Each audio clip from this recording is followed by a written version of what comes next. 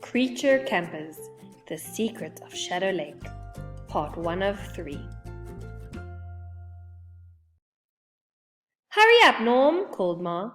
"You don't want to be late for your first day of camp."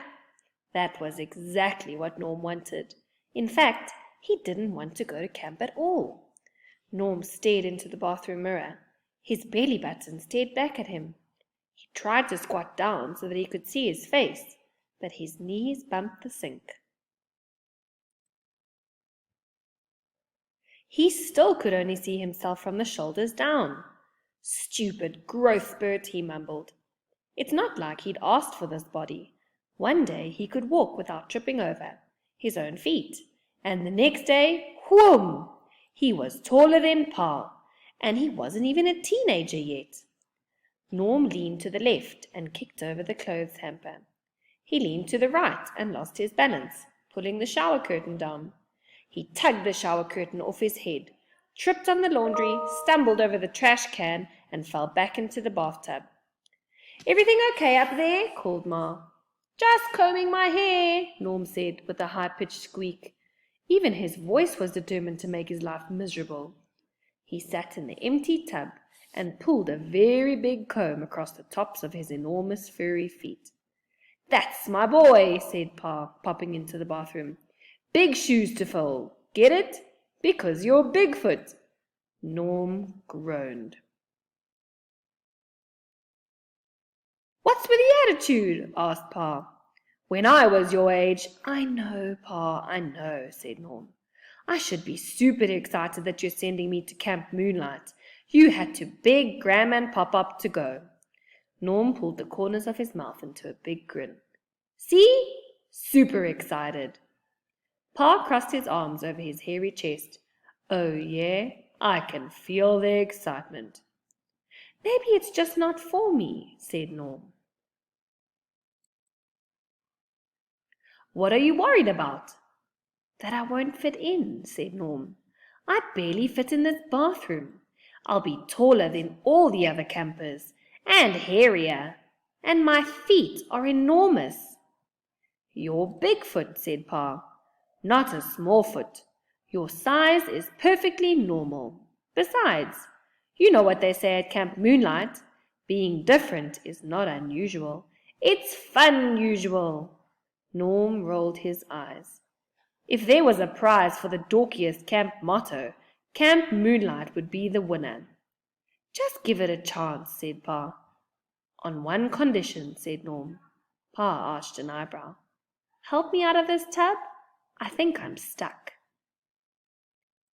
Chapter 2. "Here we are," said Pa. "Camp Moonlight." Ma clapped her hands together. "Oh, the memories," she sighed. Where's the camp?" asked Norm. "All I see are the same woods we've been trekking through for the last 4 hours." "You're looking right at it," said Pa, and he winked at Norm. Ma giggled. "Right." Norm folded his lanky arms across his chest. "Can we go home now?" "Welcome to Camp Moonlight," said a gruff voice. Norm jumped up, almost knocking Ma and Pa over. "Whoa! Did you hear that?" said Norm. "The tree trunk is talking." "I'm not a stump," said the gruff voice. A very small, very grumpy gnome in a patchwork cap emerged from behind the stump. "I'm your camp director, Furrow Grumplestick," he said. He lifted up a clipboard bigger than himself, ran his pencil down the list. "You must be—" "Ginormous," Pa said. Grumplestick surveyed Norm from head to toe. Yes, you are," he said. "No, that's my name," said Norm. "Ginormous Strider, but everyone calls me Norm." Grumplestick scratched his eyebrows with a pencil. "Norm it is." "Can someone please explain why I don't see a camp?" said Norm. "Where are the cabins? Where is the dining hall? Where are all the other campers?" Grumplestick pushed his cap back with his pencil. "You ask a lot of questions." He chewed on his eraser a moment and then scribbled something on the paper attached to his clipboard. What are you writing? Asked Norm. Is it about me?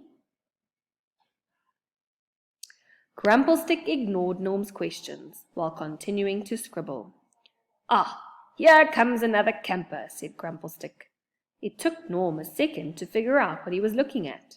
The skinny creature was taller than Grumplestick, but not by much.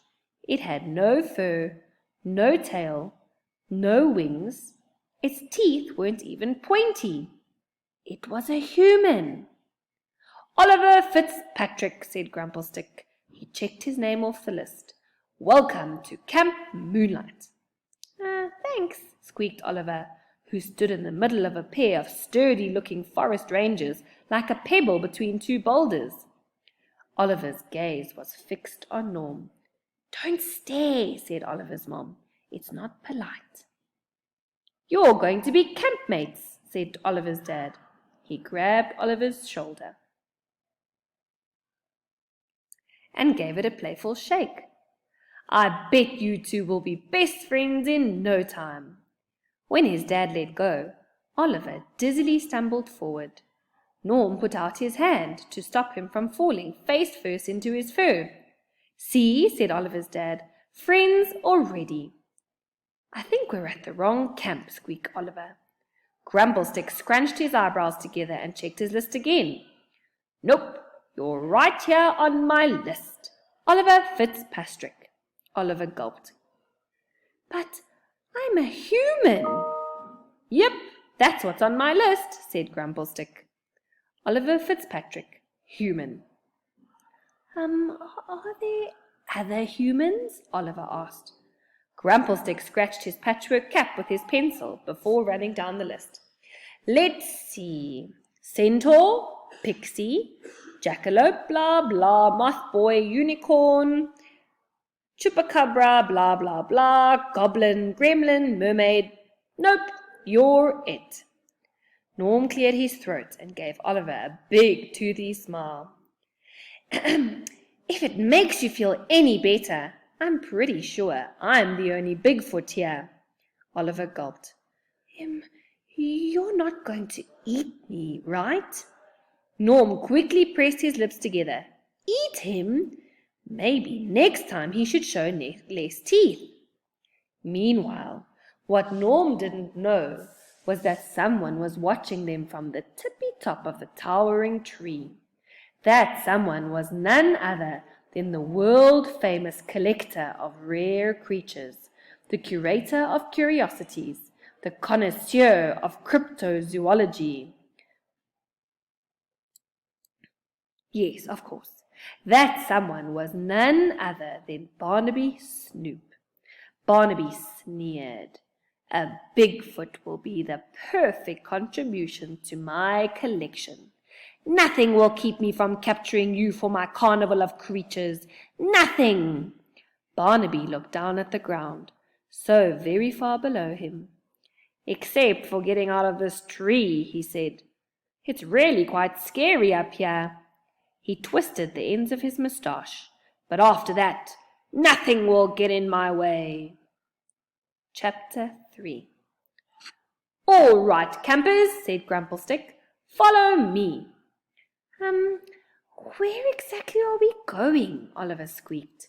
Norm followed the clipboard-catching gnome. I don't see any. Wow! As they passed between two towering pine trees, the forest was suddenly gone.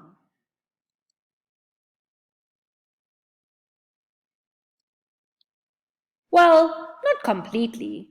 It was still all around them, on the outskirts of Camp Moonlight.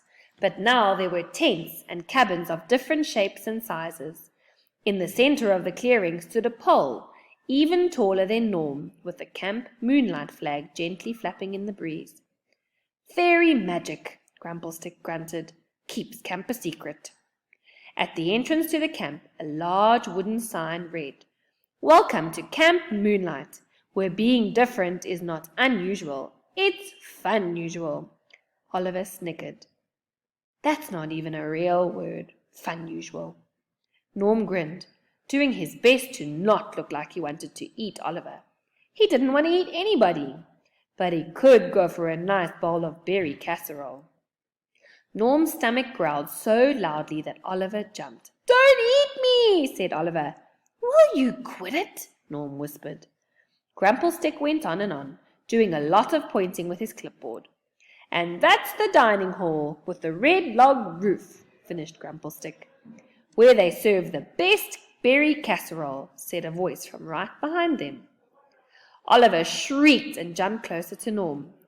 A slender grey creature with a big oval head and peanut-shaped pupils stood watching them.